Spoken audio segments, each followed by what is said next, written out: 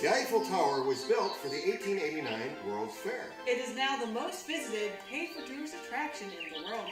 But after the fair was over, this temporary structure was to be torn down and sold as scrap metal.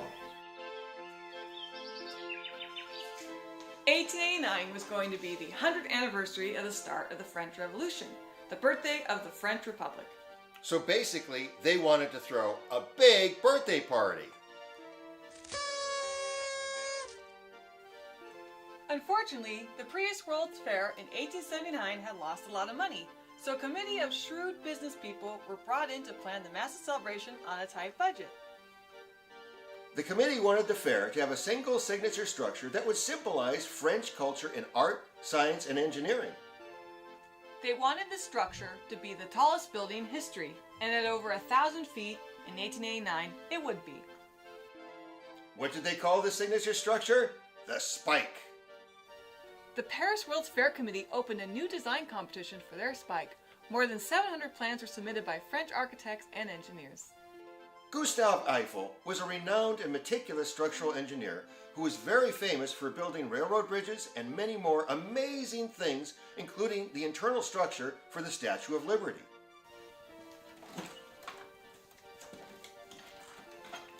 A couple of engineers who worked for Eiffel sketched some ideas for the spike. He purchased the exclusive rights to his engineers' ideas, made modifications, and submitted detailed plans to the competition. Eiffel's design was unanimously chosen by the committee, even though hundreds of French artists protested against it. Being shrewd business people on a tight budget, the fair committee told Eiffel that he would have to pay for most of the construction costs. Eiffel was initially dismayed. He thought about the problem and had an idea. Normally, World's Fair structures are torn down after the fair is over. Eiffel told the committee that he would do the deal if he would receive the entire income from the tower for 20 years. That would include all the profits from the elevator rides to the top, the 4 restaurants, and all other tower souvenir sales. He basically was making his own amusement park. Remembering how the previous World's Fair had lost money, the committee agreed and congratulated themselves on making such a great business deal. Well, it turns out that after about a year, Eiffel had made back all of his money. The profits continued for the remainder of the 20-year contract. Eiffel became an extremely wealthy man and proved that he had made the smarter business deal. In 1909, 20 years after it was built, the terms of the agreement stated that the Eiffel Tower would become the property of Paris and would be torn down.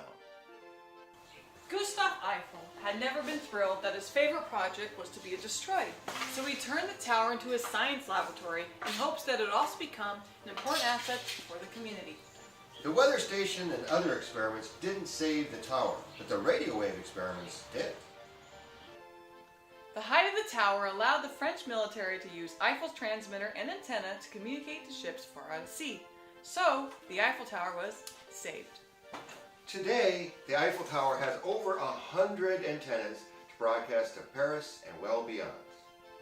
Although considered ugly by many artists at the time, And it was luckily saved from the wrecking ball. the Eiffel's Tower distinct look has made Gustave Eiffel's engineering and artistic masterpiece the iconic symbol of Paris, and it is loved throughout the world.